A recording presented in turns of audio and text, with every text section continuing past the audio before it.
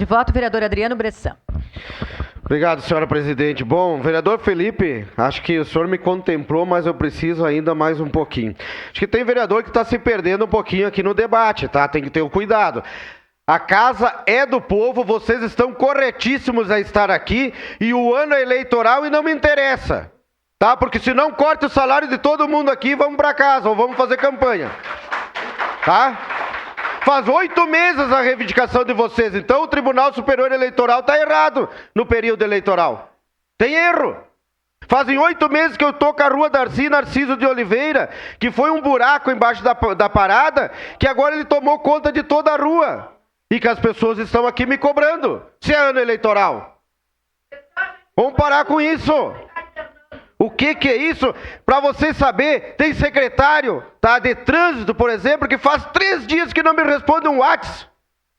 3 dias por um WhatsApp.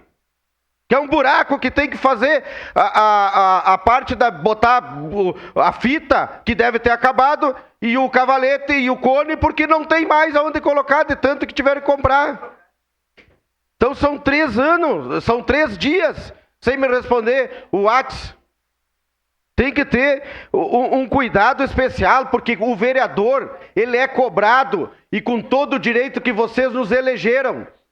E aí vocês têm que vir aqui sim, e não dizer que tem que ir ao prefeito. Aqui é a casa de vocês. Com certeza absoluta vocês estão corretíssimos, tá? Tem que estar aqui.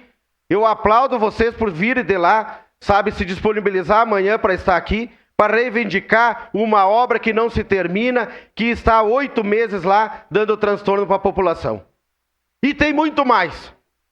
Tem muito mais. Mas, se teve vereador que disse que talvez o vereador que abandonou esse governo ficou melhor, eu não vi. E nem vocês, porque senão vocês não estariam aqui. Tá? Mas também incharam o DCC lá e não estou vendo o resultado.